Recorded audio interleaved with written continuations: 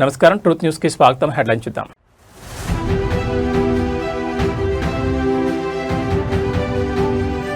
Telangana RTC సమ్మెలో విషాదం, driver Shankar Goud మృతి.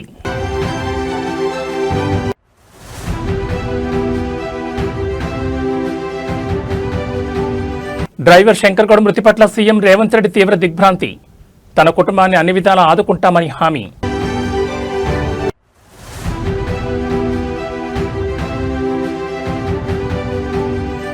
పదవుల కోసమేనా రాజకీయం, విమర్శకుల నోళ్లు మూయించిన జనసేన ముఖ్య నేత.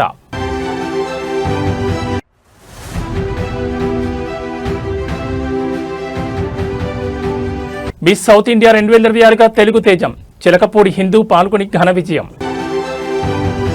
ఇక వివరాలు చూస్తే తెలంగాణ ఆర్టీసీ సమ్మెలో తీవ్ర విషాదం చోటు చేసుకుంది. ప్రభుత్వంలో ఆర్టీసీని విలీనం చేయాలనే ప్రధాన డిమాండ్తో ఆత్మహత్యత్నానికి పాల్పడిన నర్సంపేట డిపో డ్రైవర్ కోల శంకర్ గౌడ్ మృతి చెందారు.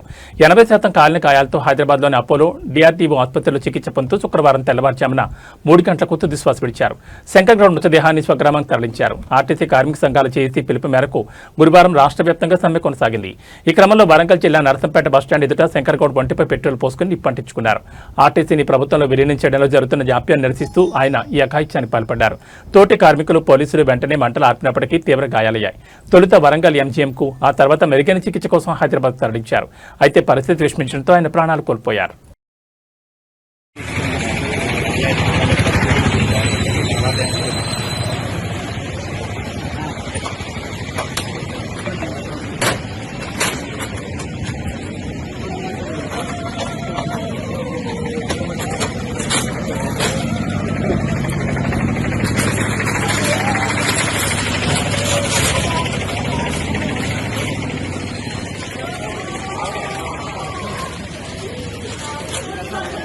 నర్సంపేట ఆర్టీసీ డిపోకు చెందిన డ్రైవర్ శంకర్ గౌడ్ మృతి పట్ల తెలంగాణ ముఖ్యమంత్రి రేవంత్ రెడ్డి తీవ్ర దిగ్భ్రాంతిని వ్యక్తం చేశారు. ఆయన కుటుంబానికి ప్రభుత్వం అండగా నిలుస్తుందని, అన్ని విధాలుగా ఆదుకుంటామని భరోసా ఇచ్చారు.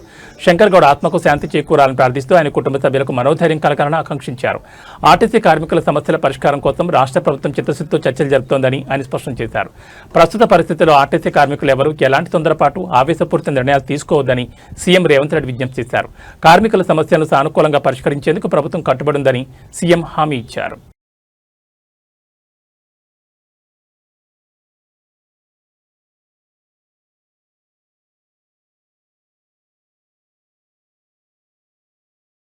గజపతి నగరం ప్రభుత్వ ఆసుపత్రిలో దారుణ పరిస్థితి నెలకొంది. రోగులకు ప్రాణం పోయాల్సిన ఆసుపత్రి అంధకారంలో కూరుకుపోవడంతో పేషెంట్లు విలువలాడిపోయారు. గంటల తరబడి విద్యుత్ సరఫరా నిలిచిపోవడంతో చిన్నారుల వృద్ధులు నరకయాతన ఆరోపించారు. విజయనగరం జిల్లా గజపతి నగరం సర్వజన ప్రభుత్వ ఆసుపత్రిలో గురువారం రాత్రి విద్యుత్ కోతలు కలకలం సృష్టించాయి. రాత్రి 7:30 గంటల నుంచి 10 గంటల వరకు సుమారు 2.5 గంటల పాటు కరెంట్ లేకపోవడంతో ఆసుపత్రి ప్రాంగణం చీకటిమయంగా మారింది. కనీసం అత్యవసర సేవల కోసం జనరేటర్ సదుపాయం కూడా లేకపోవడంతో డాక్టర్లు మొబైల్ ఫోన్ల వెలుతుల్లోనే పేషెంట్లకు ట్రీట్మెంట్ అందించాల్సిన దుస్థితి ఏర్పడింది. ఒక్కపోతతో వార్డులో ఉన్న రోగులు ఊపిరాడక అవస్థలు పడ్డారు. అధికార నిర్లక్ష్యం వల్లే ఈ పరిస్థితి దాపురించిందని బాధితులు మండిపడుతున్నారు. కోట్లాది రూపాయల నిధులు వస్తున్నా కనీసం జనరేటర్ కూడా అందుబాటులో లేకపోవడంపై సర్వత్రా విమర్శలు వ్యక్తమవుతున్నాయి. అధికారులు ఇప్పటికైనా స్పందించి ఇలాంటి ఘటనలు పునరావృతం కాకుండా చర్యలు తీసుకోవాలని, ఆసుపత్రిలో మెరుగైన వైద్య సదుపాయాలు కల్పించాలని స్థానికులు డిమాండ్ చేస్తున్నారు.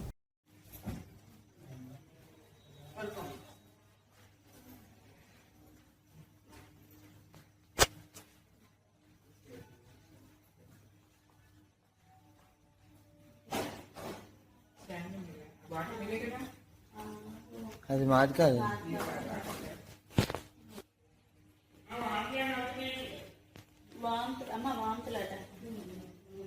ప్రెజెంట్ అయితే కొద్దిగా 6/6 తీసుకోవడం వల్ల అట్లా ఒకేసారి తీసుకుంటే అయిపోతుంది.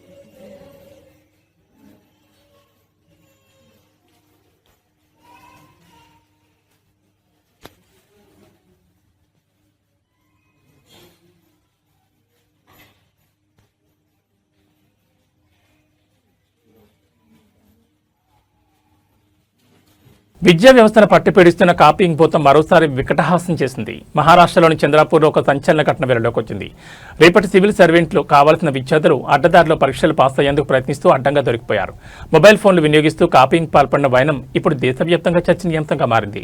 చంద్రాపూర్లో బిఎస్ సివిల్ సర్వీసెస్ పరీక్షల సందర్భంగా ఈ ఘోరం వెలుగు చూసింది. కేవలం 300 రూపాయలు చెల్లిస్తే చాలు పరీక్షా కేంద్రంలోకి మొబైల్ ఫోన్లను అనుమతించడమే కాకుండా వాట్సాప్ ద్వారా సమాధానాలు కూడా చేరవేస్తున్నట్లు అధికారులు గుర్తించారు. నిబంధనలకు విరుద్ధంగా విద్యార్థులు తమ వద్ద ఫోన్ ఫోన్లు ఉంచుకుని ప్రశ్నలకు సమాధానాలు వెతుకుతూ రాస్తుండగా ఇన్విజిలేటర్లు పట్టుకున్నారు. దీని వెనుక పెద్ద ముఠా ఉందా లేక స్థానిక సిబ్బంది సహకారం ఏమైనా ఉందా అన్న కోణంలో పోలీసులు విచారణ జరుపుతున్నారు. ఎంతో పవిత్రంగా జరగాల్సిన పరీక్షలో ఇలాంటి అక్రమాలు జరగడం విద్యావేత్తలను విస్మయానికి గురిచేస్తోంది. ఈ ఘటనపై ఉన్నతాధికారులు కఠిన చర్యలు తీసుకునేందుకు సిద్ధమవుతున్నారు. కాపీయింగ్ పాల్పడిన విద్యార్థులపై ఎలాంటి చర్యలు తీసుకోబోతున్నారు, దీని వెనుక ఉన్న అసలు సూత్రధారులు ఎవరు అనేది తెలియాల్సి ఉంది.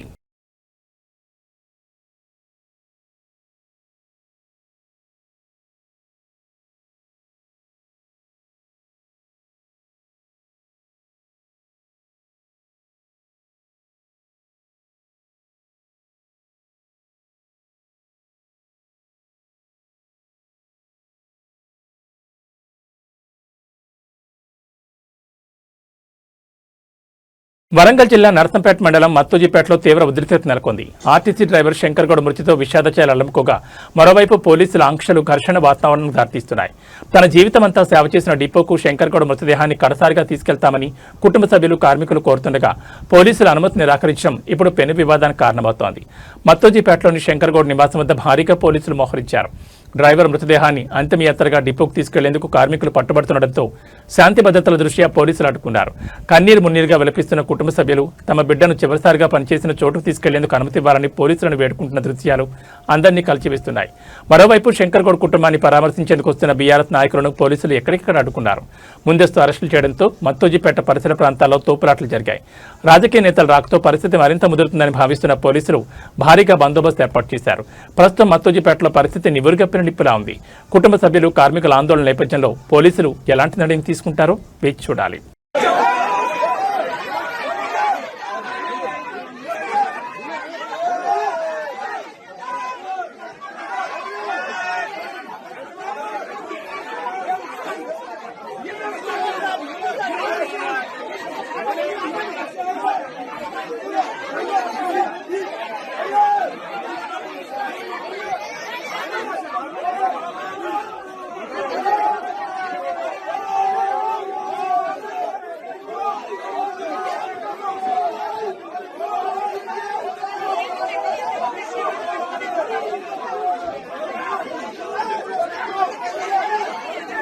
డబ్బు పిచ్చితో మనుషులు మృగాల్లా మారుతున్న ఈ రోజుల్లో ఇంకా నిజాయితీ బతికే ఉందని నిరూపించారు ఓ ఆటో డ్రైవర్. తన ఆటోలో మర్చిపోయిన లక్షల రూపాయల విలువైన బంగారాన్ని, నగదును తిరిగి అప్పగించి గ్రేటర్ హైదరాబాద్ వాసిగా గర్వపడేలా చేశాడు. సైఫాబాద్లో జరిగిన ఈ ఘటన ఇప్పుడు సోషల్ మీడియాలో వైరల్గా మారింది. కర్ణాటకకు చెందిన ఓ మహిళ తన ప్రయాణం కోసం ఉబెర్ ఆటోను ఆశ్రయించింది. అయితే గమ్యస్థానానికి చేరుకున్న హడావుడిలో తన వద్ద ఉన్న బ్యాగ్ను ఆటోలోనే మర్చిపోయింది. అందులో సుమారు 6.5 తులాల బంగారం, సుమారు 3,500 రూపాయల నగదు ఉన్నాయి. లక్షల విలువైన ఆ బ్యాగ్ పోయిందని తెలియగానే బాధితురాలు ఆందోళనకు గురైంది. అయితే ఆ ఆటో డ్రైవర్ తన నిజాయితీని చాటుకున్నారు. వెనక సీట్లో ఉన్న బ్యాగ్ను గమనించిన వెంటనే ఏమాత్రం ఆశపడకుండా నేరుగా సైఫాబాద్ పోలీసులకు అప్పగించారు. రంగంలో దిగిన పోలీసులు టెక్నాలజీ సాయంతో కేవలం గంట వ్యవధిలోనే బాధితులను గుర్తించి ఆ నగలు మరియు నగదును సురక్షితంగా ఆమెకు అందజేశారు. సకాలంలో స్పందించి బ్యాగ్ను అప్పగించిన ఆటో డ్రైవర్ నిజాయితీని చూసి పోలీసులు ముక్తులయ్యారు. అతన్ని ప్రత్యేకంగా అభినందించి సత్కరించారు. ఆపదలో ఉన్నప్పుడు ఆదుకునే మనసే అసలైన దైవత్వం అని మరోసారి రుజువైంది.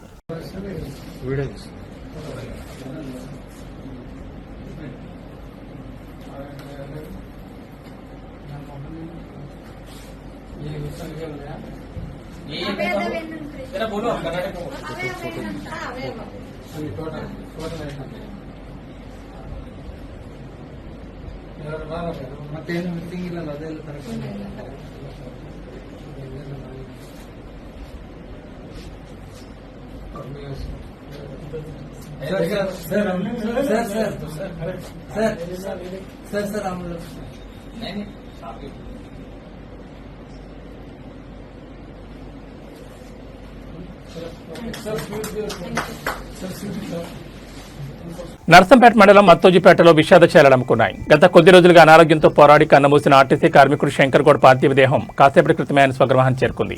తమ ప్రియతమ సహచరుని కరసారు చూసేందుకు కార్మికులు, గ్రామస్తులు భారీ సంఖ్యలో తరలివచ్చారు. ఆర్టీసీ డ్రైవర్ శంకర్ గౌడ్ మృతదేహం మత్తోజిపేట చేరుకోగానే ఆ ప్రాంతమంతా రోదనతో మిన్నంటింది. కుటుంబ సభ్యుల ఆక్రందనలు అక్కడి వారిని కలిచివేస్తున్నాయి. తన విధి నిర్వహణలో ఎంతో నిబద్ధతతో పనిచేసే శంకర్ గౌడ్ ఇలా అకాల మరణం చెందడాన్ని తోటి కార్మికులు జీర్ణించుకోలేకపోతున్నారు. గ్రామంలో ఎలాంటి అవాంఛనీయ సంఘటనలు జరగకుండా పోలీసులు భారీ బందోబస్తు ఏర్పాటు చేశారు. మరోవైపు శంకర్ గౌడ్ అంతిమయాత్రలో పాల్గొనేందుకు రాజకీయ నేతలు, ప్రజా సంఘాల నాయకులు గ్రామానికి చేరుకుంటున్నారు. తమకు అండగా ఉన్న వ్యక్తిని కోల్పోయామని గ్రామస్తులు ఆవేదన వ్యక్తం చేస్తున్నారు.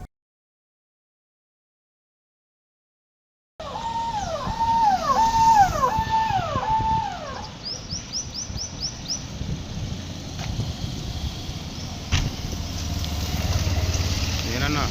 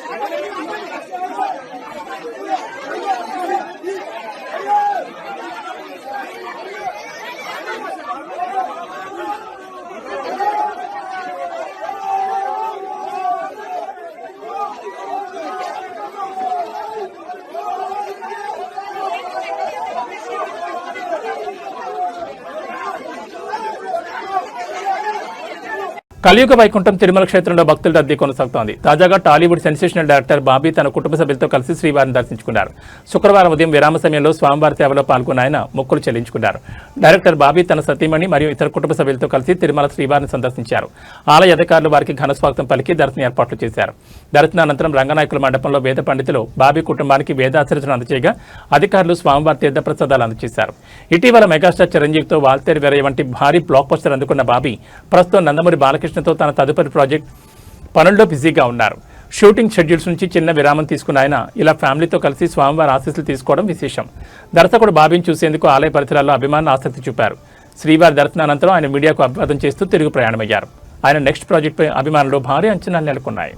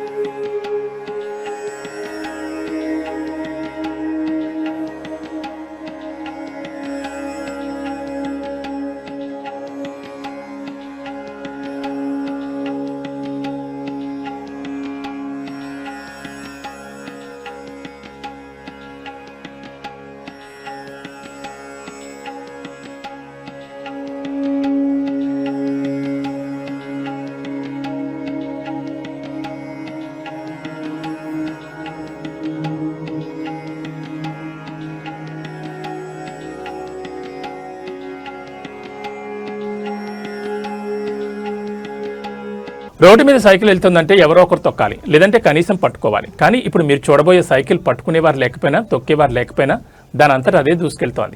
సూరత్ వీధిలో చక్కలు కొడుతున్న ఈ కోస్ట్ సైకిల్ని చూసి జనం అవాక్కవుతున్నారు. కేవలం 35,000 రూపాయలతో ఒక కుర్రాడు సృష్టించిన ఈ అద్భుతం ఇప్పుడు దేశవ్యాప్తంగా హాట్ టాపిక్ అయింది. గుజరాత్లోని సూరత్కు చెందిన శివం మౌర్య అనే యువకుడు తన మేధస్సుకు పదును పెట్టాడు. ఖరీదైన కారులో ఉండే సెల్ఫ్ డ్రైవింగ్ ఫీచర్ను ఒక సాదాసీదా సైకిల్కి అన్వయించాడు. అత్యాధునిక ఆర్టిఫిషియల్ ఇంటెలిజెన్స్ సాంకేతికతను ఉపయోగించి కేవలం 35,000 రూపాయల బడ్జెట్తో ఈ కోస్ట్ సైకిల్ తయారు చేశాడు. ఈ సైకిల్ ప్రత్యేకత ఏంటంటే దీని మీద ఎవరూ కూర్చోవాల్సిన అవసరం లేదు. బ్యాలెన్సింగ్ సెన్సార్ల సాయంతో ఇది కింద పడిపోకుండా తిన్నగా వెళుతుంది. ఎదురుగా ఏదైనా అడ్డొస్తే దాని అంతా ఆగిపోతుంది లేదా దారి మడుతుంది. శివం రూపొందించిన ఈ వినూత్న ప్రయోగం చూసి నెట్జన్లు ఫిదా అవుతున్నారు. తక్కువ ఖర్చుతో ఇంత టెక్నాలజీని సామాన్యులకు అందుబాటులోకి తెచ్చిన శివంను అందరూ అభినందిస్తున్నారు. భవిష్యత్తులో ఈ సాంకేతికత మరిన్ని మార్పులకు నాంది పలుకుతుందని నిపుణులు భావిస్తున్నారు.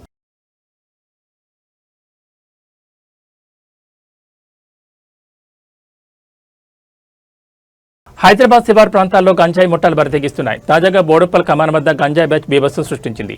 మత్తులో తూగుతూ సామాన్య ప్రజలను భయభ్రాంతులు గురిచేయడమే కాకుండా చివరికి శాంతి భద్రతలను కాపాడాల్సిన పోలీసులను ఎదిరించి కలకలం సృష్టించారు.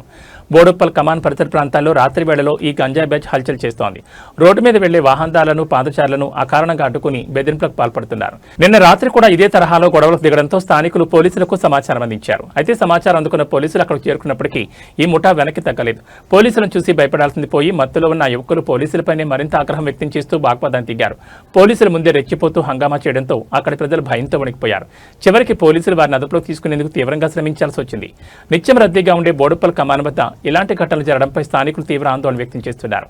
గంజాయి బ్యాచ్లపై ఉక్కుపాదం మోపి రాత్రి వేళలో పెట్రోలింగ్ పెంచాలని పోలీసులను కోరుతున్నారు.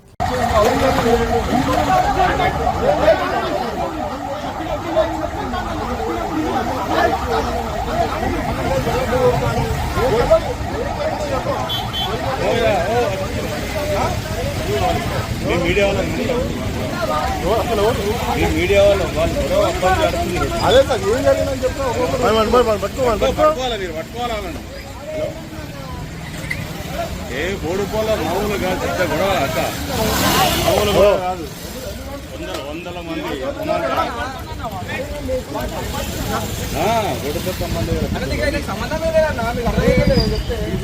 ఏం న్యూసెన్స్ ముట్టలో న్యూసెన్స్ రోడ్ల మీద ఎంత ముడి రీఫాండ్ ఒకరికి ఏం గొడవ అది.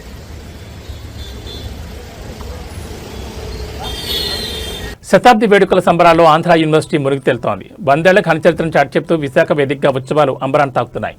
ఇందులో భాగంగా ఈరోజు ఆర్కే బీచ్ వేదికగా నిర్వహించిన వనితా వేవ్ 100 విమెన్ వాక్థాన్ విశేషంగా ఆకట్టుకుంది. వందలాది మంది విద్యార్థులు మహిళలు ఉత్సాహంగా పాల్గొని ఈ వేడుకను విజయవంతం చేశారు. విశాఖ సాగర్ తీరం విద్యార్థుల కేరింతలతో మారుమోగిపోయింది. ఏయూ శతాబ్ది ఉత్సవాల సందర్భంగా నిర్వహించిన ఈ విమెన్ వాక్థాన్ ఒక పండుగలా సాగింది. ఆర్కే బీచ్ రోడ్లో విద్యార్థులు భారీగా తరలివచ్చి యూనివర్సిటీ ప్రస్థానం చాటి చెప్పారు. కేవలం నడకతోనే కాకుండా తమలోని కళాత్మక నైపుణ్యాన్ని ప్రదర్శిస్తూ సాంస్కృతిక కార్యక్రమాలతో అందరినీ అలరించారు. తీర ప్రాంతంలో విద్యార్థులు చేసిన నృత్యాలు, ప్రదర్శనలు పర్యాటకులను కట్టిపడేశాయి. 100 ఏళ్ల విద్యా ప్రస్థానంలో మహిళల పాత్రను, వారి సాధికారతను చాటి చెప్పేలా ఈ ఈవెంట్ సాగింది. యూనివర్సిటీ ఉన్నతాధికారులు, అధ్యాపకులు ఈ కార్యక్రమంలో పాల్గొని విద్యార్థులను ఉత్సాహపరిచారు. 100 ఏళ్ల చరిత్ర కలిగిన ఏయూ మరిన్ని విజయాలు సాధించాలని ఈ సందర్భంగా ఆకాంక్షించారు. శతాబ్ది ఉత్సవాల్లో భాగంగా రాబోయే రోజుల్లో మరిన్ని వినూత్న కార్యక్రమాలు నిర్వహించేందుకు యూనివర్సిటీ యాజమాన్యం సిద్ధమవుతోంది.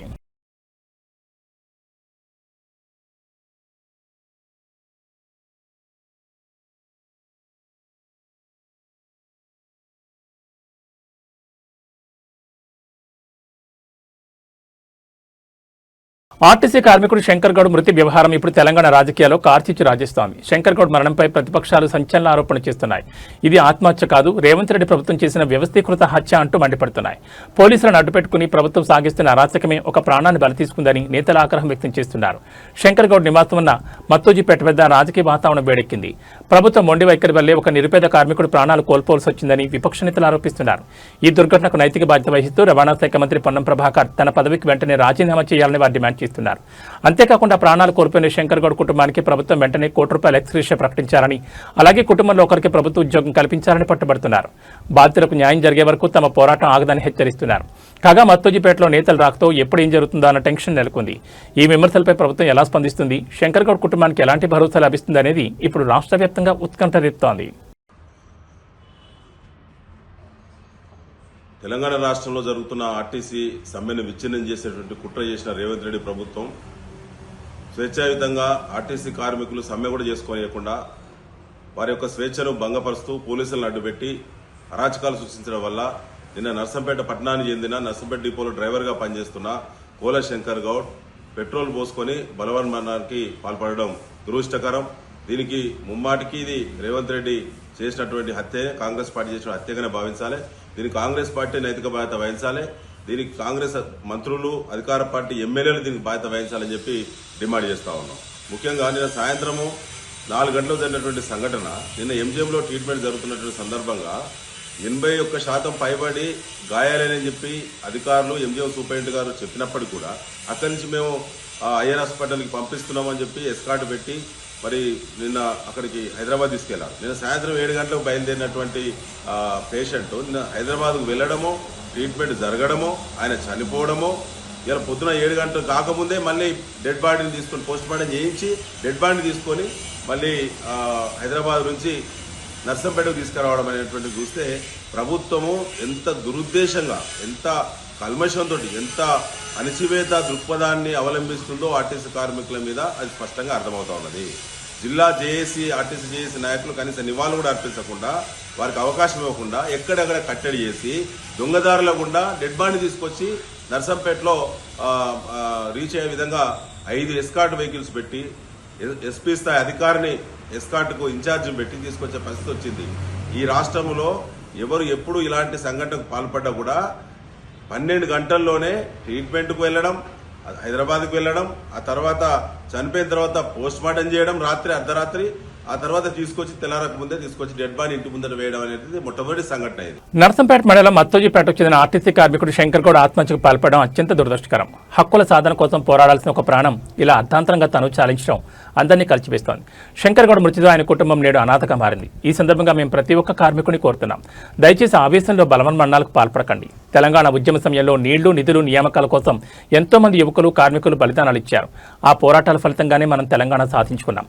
కానీ ఇప్పుడు మళ్లీ అదే తరహాలో ప్రాణాలు వదులుతుండడం ఆందోళన కలిగిస్తోంది. ఒక్కటి గుర్తుంచుకోండి, మీరు పోతే ప్రభుత్వానికో వ్యవస్థకో ఒక సంఖ్య మాత్రమే తగ్గిపోతుంది. కానీ మిమ్మల్ని నమ్ముకున్న మీ కుటుంబ సభ్యులు సజీవ దహనమవుతారు. భార్య పిల్లలు రోడ్డున పడే పరిస్థితి వస్తుంది. సమస్య ఏదైనా చర్చల ద్వారా, పోరాటాల ద్వారా పరిష్కరించుకోండి. కానీ మరణమే మార్గమని భావించుకోండి. శంకర్ గౌడ్ కుటుంబానికి కలిగిన శోకం మరే కార్మిక కుటుంబానికి కలగకూడదని ఆశిద్దాం. కష్టకాలంలో ఒకరికొకరు తోడుగా ఉందాం.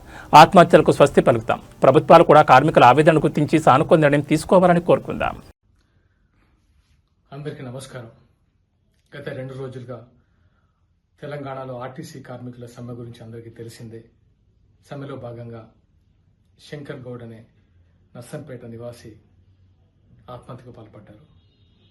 దురదృష్టవశాత్తు చనిపోయారని తెలిసింది.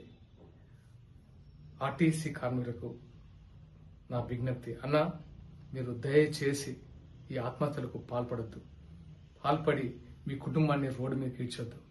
గతంలో కూడా తెలంగాణ ఉద్యమంలో ఎంతో మంది అమరులయ్యారు తెలంగాణ ఉద్యమ సాధన కోసం. కానీ ఈ ప్రభుత్వాలు వాళ్ళ కుటుంబాలకి కానీ వాళ్ళకి కానీ ఎటువంటి న్యాయం చేయలేకపోయింది. ఈ బలిదానాల వల్ల ప్రయోజనం లేదు. ఏదైనా పోరాడి సాధించుకోవాలి. తెలంగాణ తెచ్చిందని కూడా, తెలంగాణ ఇచ్చిందని కూడా చెప్పుకోవడం తప్పితే ఇక్కడ ఒరిగింది ఏమీ లేదు. వాళ్ళ కుటుంబాలకి వాళ్ళకి న్యాయం జరిగింది తప్ప తెలంగాణ సమాజానికి మాత్రం ఎటువంటి న్యాయం జరగలేదని ఘంటాపదంగా చెప్తున్నాను. ఈ 13 సంవత్సరాల్లో ఈ 13 సంవత్సరాలు ఎవరు సంతోషంగా ఉన్నారు? రైతులు సంతోషంగా ఉన్నారా? ఉద్యోగులు సంతోషంగా ఉన్నారా? విద్యార్థులు సంతోషంగా ఉన్నారా? ఎంతమంది సింగరేణి కార్మికులు సంతోషంగా ఉన్నారు? ఎంతమంది తెలంగాణ ఉద్యమ సాధన కోసం పాటుపడ్డారు మీకు అందరూ తెలిసిందే. అయినా సరే తెలంగాణ సాధించాం, కానీ వాళ్ళ కుటుంబాలకు న్యాయం చేసుకున్నారు. వాళ్ళు ఎదిగారు తప్ప తెలంగాణ సమాజంలో ఎవ్వరు సంతోషంగా లేరు. కాబట్టి ఏదైనా పోరాడి సాధించుకుందాం. ఆర్టీసీ కార్మికులు 38,000 మంది ఉన్నారు. మీరందరూ గట్టిగా పోరాడి సాధించుకోండి. మీ డిమాండ్ల కోసం మేము కూడా మద్దతు ఇస్తాం జనసేన వ్యాప్తంగా. కానీ ఈ కళ్ళబొల్లి కబుర్లు నమ్మి మోసపోకండి. పోరాడండి. ఆత్మహత్యలకు పాల్పడద్దు. మీ శంకర్ గౌడ్ గారి అంటే వాళ్ళ కుటుంబం. ఎన్టీఆర్ జిల్లా నందిగామలో వాహనదారులు చుక్కలు చూపిస్తున్నారు. డీజిల్ కోసం బంకుల చుట్టూ తిరుగుతున్నా ఫలితం లేకుండా పోతోంది. మెజార్టీ బంకుల్లో నో స్టాక్ బోర్డులు దర్శనమిస్తుండటంతో రవాణా వ్యవస్థ స్తంభించిపోతోంది. మరోవైపు బంకుల్లో ఇంధనం ఉన్నప్పటికీ సామాన్యులు కాకుండా కేవలం పలుకుబడి ఉన్న వారికి మాత్రమే ఇస్తున్నారనే ఆరోపణలు వెలువెత్తున్నాయి. నందిగాం పట్టణంలోని పెట్రోల్ బంకుల వద్ద ప్రస్తుతం యుద్ధ వాతావరణం కనిపిస్తోంది. డీజిల్ దొరక్క లారీలు, ట్రాక్టర్లు, ఇతర వాహనాలు రోడ్డు పక్కనే ఆగిపోయాయి. బంక్ సిబ్బంది వ్యవహరిస్తున్న తీరుపై వాహనదారులు తీవ్రంగా మండిపడుతున్నారు. ఎవరికైనా రికమెండేషన్ ఉంటేనే డీజిల్ పోస్తున్నారని, అది కూడా ఫుల్ ట్యాంక్ అడిగితే కేవలం హాఫ్ ట్యాంక్ మాత్రమే పోస్తామని తెగేసి చెప్తున్నారని బాధితులు ఆవేదన వ్యక్తం చేస్తున్నారు. ధరలు పెరిగే అవకాశం ఉందన్న సంకేతాలతోనే బంక్ యజమానులు కావాలని కృత్రిమ కొరత సృష్టిస్తున్నారని స్థానికులు ఆరోపిస్తున్నారు. వ్యవసాయ పనులకు డీజిల్ అవసరమైన రైతులు సైతం బంకుల వద్ద గంటల తరబడి వేచి చూస్తున్నారు. అధికారులు వెంటనే స్పందించి స్టాక్ హోల్డింగ్ పై తనిఖీలు చేపట్టాలని ప్రజలు డిమాండ్ చేస్తున్నారు. బ్లాక్ మార్కెట్కు తరలుతున్న డీజిల్ అరికట్టి సామాన్య వాహనాలను ఇబ్బంది కలగకుండా చూడాల్సిన బాధ్యత యంత్రాంగంపై ఉంది. మరి అధికారులు ఎలాంటి చర్యలు తీసుకుంటారో వేచి చూడాలి.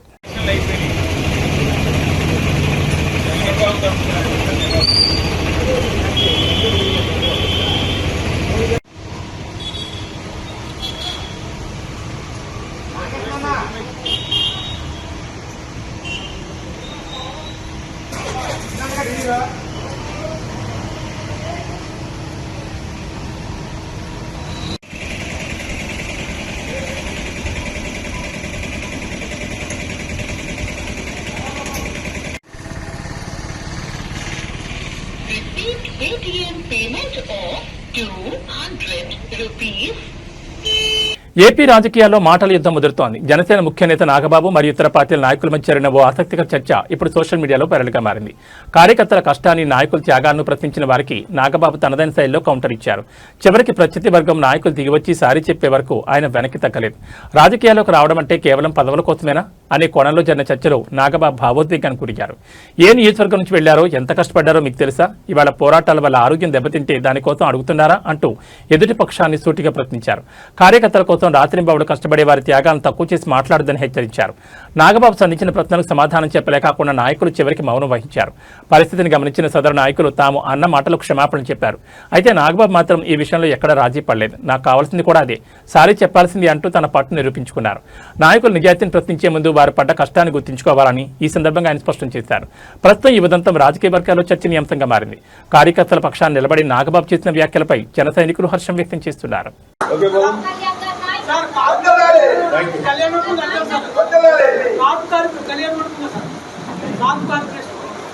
మీరు ఇంతమంది మాట్లాడుతున్నారు. పవన్ కళ్యాణ్ గారి హెల్త్ ఎలా ఉందో ఒక్కడైనా మాట్లాడినారు. నీకు కానీ ఈ కానీ ఉందా? తెలిసిందా మీకు కొంచెం అన్నా? పవన్ కళ్యాణ్ గారి ఆరోగ్యం ఎలా ఉందో ఒక్కరిని అడిగారా? ఏ నియోజకవర్గం నుంచి తిన్నారో, ఎంత కష్టపడ్డారో దానికోసం ఆయన ఆరోగ్యం ఇవాళ ఎఫెక్ట్ అయితే ఏమన్నా అడుగుతున్నారా? అది కాదు మీకు, అది అవసరం, అది కావాలి. కాబట్టి మీ అందరికి చెప్తున్నా, పవన్ కళ్యాణ్ గారు చాలా ఆరోగ్యంగా ఉన్నారు, బాగున్నారు. Thank you. జై జనసేన, జై హింద్. కాంట్రవర్సీస్ చెప్పుకోవడానికి రాలేదు. ఇక్కడ నేను ఇక్కడ నేను కాంట్రవర్సీ చెప్పుకోవడానికి రాలేదు. మీతో మాట్లాడదామని వచ్చాను. దయచేసి అంతగాని తీసుకెళ్ళక. మీరు ఇంతమంది మాట్లాడుతున్నారు. పవన్ కళ్యాణ్ గారి హెల్త్ ఎలా ఉందో ఒక్కడైనా మాట్లాడినారు. మీకు కానీ ఈ కానీ ఉందా? తెలిసిందా మీకు కొంచెం అన్నా? పవన్ కళ్యాణ్ గారి ఆరోగ్యం ఎలా ఉందో ఒక్కరిని అడిగారా? ఏ నియోజకవర్గం నుంచి తిన్నారో, ఎంత కష్టపడ్డారో దానికోసం ఆయన ఆరోగ్యం ఇవాళ ఎఫెక్ట్ అయితే ఏమన్నా అడుగుతున్నారా? నర్సంపేటలో ఆర్టీసీ డ్రైవర్ శంకర్ గౌడ్ మృతి వ్యవహారం రాజకీయ రణరంగంగా మారింది. శంకర్ గౌడ్ పార్థివ దేహానికి నివాళులర్పించి వారి కుటుంబ సభ్యులను పరామర్శించేందుకు వెళ్తున్న బీఆర్ఎస్ అగ్రనేతలను పోలీసులు అడ్డుకున్నారు. రఘునాథపల్లి టోల్గేట్ వద్ద మాజీ మంత్రి సబితేంద్రారెడ్డి, మాజీ ఎంపీ వినోద్ కుమార్లను పోలీసులు అరెస్ట్ చేయడంతో అక్కడ తీవ్ర ఉద్రిక్తత నెలకొంది. నర్సంపేట వెళ్తున్న బీఆర్ఎస్ బృందాన్ని పోలీసులు రఘునాథపల్లి టోల్గేట్ వద్ద అడ్డుకున్నారు. మాజీ మంత్రి, ప్రస్తుత డిప్యూటీ ఫ్లోర్ లీడర్ సబితేంద్రారెడ్డి, మాజీ ఎంపీ బోయినపల్లి వినోద్ కుమార్లను వాహనాల నుంచి కిందకు దించి అదుపులోకి తీసుకున్నారు. ఈ క్రమంలో పోలీసులకు బీఆర్ఎస్ నాయకులకు మధ్య తీవ్ర వాగ్వాదం చోటు చేసుకుంది. పరామర్శకు వెళ్తున్న తమను ఏ ప్రాతిపదికన అడ్డుకుంటారని నేతలు ప్రశ్నించారు. ఇది ప్రజాస్వామ్యం లేక నియంత్రితమా అంటూ ప్రభుత్వ తీరుపై నిప్పులు చెరిగారు. శంకర్ గౌడ్ మృతికి ప్రభుత్వం సమాధానం చెప్పాలని డిమాండ్ చేశారు. పోలీసులు నాయకులను బలవంతంగా వాహనాల్లోకి ఎక్కించి తరలించడంతో టోల్గేట్ వద్ద గందరగోళ పరిస్థితులు ఏర్పడ్డాయి. ప్రస్తుతం అరెస్ట్ చేసిన నేతలను సమీప పోలీస్ స్టేషన్కు తరలించినట్లు సమాచారం. నర్సంపేటలో పోలీసుల ఆంక్షలు, మరోవైపు అరెస్టులతో తెలంగాణ రాజకీయాల్లో ఒక్కసారిగా వేడి పెరిగింది.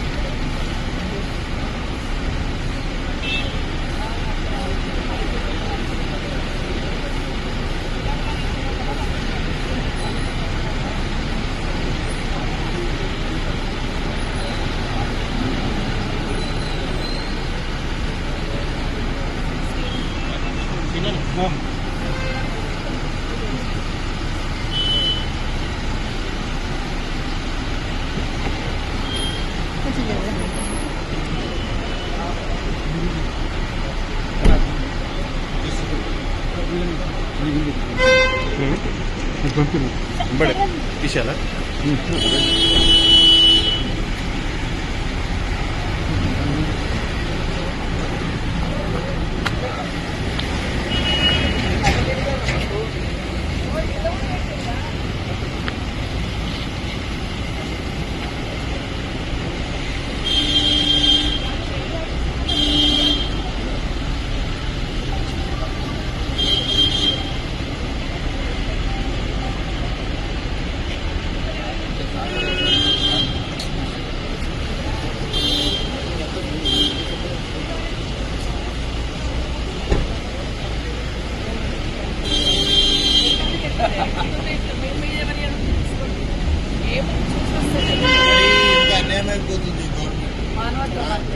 మనిషి చచ్చిపోతావు చూడడానికి వెళ్తున్నాం ఏమైనా ధర్నాలు పోలీస్ డిపార్ట్మెంట్ అయినా కూడా ఇట్లా చేస్తారు ఆపుతారా మీరు? అవును సార్,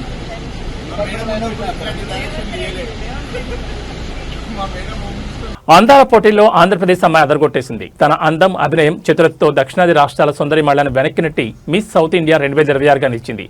చిలకలపూడి హిందూ పాల్గొని మిస్ ఇండియా పోటీల్లో రాష్ట్రం తరపున ప్రాతినిధ్యం వహించిన ఆమె తొలి ప్రయత్నంలోని ఘనత సాధించి తెలుగువారి సత్తాను చాటి చెప్పింది. హైదరాబాద్ సోమాజిగూడ ప్రెస్ క్లబ్లో జరిగిన విలేకరుల సమావేశంలో హిందూ పాల్గొని తన విజయ విశేషాలు పంచుకున్నారు. అత్యంత ప్రతిష్టాత్మకమైన మిస్ సౌత్ ఇండియా 2026 కిరీటాన్ని కైవసం చేసుకోవడం పట్ల ఆమె హర్షం వ్యక్తం చేశారు. కఠినమైన పోటీని ఎదుర్కొని ప్రతి రౌండ్లోనూ తన ప్రతిభను చాటుకుని ఈ విజయాన్ని అందుకున్నట్టు తెలిపారు. కేవలం అందాల పోటీలకే పరిమితం కాకుండా మోడలింగ్తో పాటు సమాజ సేవలను పాలుపంచుకోవాలన్నదే తన ఆశయమని హిందూ పాల్గొని స్పష్టం చేశారు. తన విజయానికి సహకరించిన తల్లిదండ్రులకు, శ్రేయోభిలాషులకు ఈ సందర్భంగా ఆమె కృతజ్ఞతలు తెలిపారు. భవిష్యత్తులో మిస్ ఇండియా కిరీటాన్ని గెలుచుకోవడమే లక్ష్యంగా ముందుకు సాగుతానని ధీమా వ్యక్తం చేశారు. తొలి అడుగులోనే ఘన విజయం సాధించిన హిందూ పాల్గొనికి తెలుగు రాష్ట్రాల నుంచి ప్రశంసలు వెల్లువెత్తున్నాయి. ఆమె భవిష్యత్తులో మరిన్ని ఉన్నత శిఖరాలను అధిరోహించాలని అందరూ కోరుకుంటున్నారు. హలో అండి, నా పేరు హిందూ పాల్గొని, ఫెమినా మిస్ ఇండియా సౌత్ 2026. నేను ఆంధ్రప్రదేశ్ రాష్ట్రాన్ని రిప్రజెంట్ చేశాను ఫెమినా మిస్ ఇండియా స్టేజ్ మీద. Femina Miss India 61st edition KIIT భువనేశ్వర్లో జరిగింది. కిట్ యూనివర్సిటీ అండ్ కిట్ యూనివర్సిటీలో జరిగింది. అండ్ కిట్ యూనివర్సిటీ వాళ్ళు మమ్మల్ని 40,000 మంది పైగా స్టూడెంట్స్ అండ్ లెక్చరర్స్ తో మమ్మల్ని స్వాగతించారు. అండ్ ఈ year larger than life event జరిగింది Femina Miss India. So I'm so happy to be a part of it. And 30 contestants represent చేశారు వాళ్ళ స్టేట్స్ ని. అండ్ యూనియన్ టెరిటరీస్ నుంచి ఒక అమ్మాయి వచ్చింది, జమ్మూ అండ్ కాశ్మీర్, పాండిచ్చేరి. సో ఈ యూనియన్ టెరిటరీ స్టేట్స్ మొత్తాన్ని ఒక అమ్మాయి రిప్రజెంట్ చేసింది. సో మొత్తం టాప్ 30 కంటెస్టెంట్స్ ఒక్కొక్క స్టేట్ నుంచి ఒక్కొక్క అమ్మాయి రిప్రజెంట్ చేసింది. నేను ఆంధ్రప్రదేశ్ నుంచి చేశాను. అండ్ సౌత్ మొత్తం 5 స్టేట్స్ కి ఇప్పుడు I'm the south zone winner for 2026. And I'm really happy to be a part of Femina Miss India this year. Thank you. అంటే మొత్తం టాప్ 30 ఫస్ట్, అండ్ టాప్ 30 నుంచి టాప్ 15 ని ఫిల్టర్ చేస్తారు. Top 15 నుంచి top 8 and top 8 నుంచి top 3 winners ని filter చేస్తారు. Top 3 winners ని అనౌన్స్ చేసిన తర్వాత జోనల్ విన్నర్స్ ని అనౌన్స్ చేస్తారు. జోనల్ విన్నర్స్ అంటే నార్త్ కి, వెస్ట్ కి, నార్త్ ఈస్ట్, సౌత్. సో ఈ జోనల్ విన్నర్స్ అందరినీ అనౌన్స్ చేస్తారు. I won for South, and winners వచ్చేసి సాధ్వి is the Femina Miss India World, Rajnandini first runner-up, and Dr. Sri Advaita, she is second runner-up for Femina Miss India year. And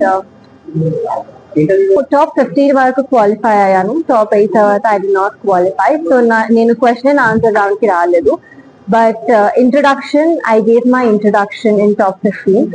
so introduction మటుకి we have to prepare అండి, వాళ్ళు ఏమి మనకియరు. Questions వచ్చేసి they will give you on the spot.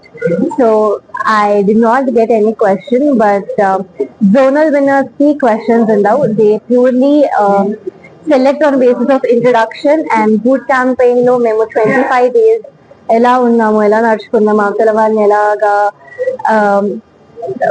అవతల వాళ్ళ పట్ల ఎలా behave చేస్తున్నాం, ఈ బేసిస్ మీద south zone winner, north zone winner, west winner ఇలాగా డిసైడ్ చేస్తారనమాట. డెఫినెట్లీ ఇండస్ట్రీలో ఉన్నాను కాబట్టి I definitely want to be an actress. Education పరంగా అయితే నేను జేసీటీ ఎగ్జామ్స్ రాసి మెజిస్ట్రేట్ అవ్వడం అనేది నా ఆశ. సో ఇంకా దానికి ప్రిపేర్ అవ్వాలి. జేసీజీ ఎగ్జామ్ అనేది మాటలు కాదు, కాబట్టి దానికి ప్రిపేర్ అవ్వాలి. అట్లీస్ట్ ఒక 1-2 years శ్రద్ధగా ప్రిపేర్ అవ్వాలి జేసీజీకి. సో ఈ ఇయర్ నుంచి I'm trying to prepare for JCG and ఈ ఇండస్ట్రీలో ఉన్నాను కాబట్టి అఫ్ కోర్స్ ఏబీ బులెటిన్ విశేషాలు. నమస్కారం.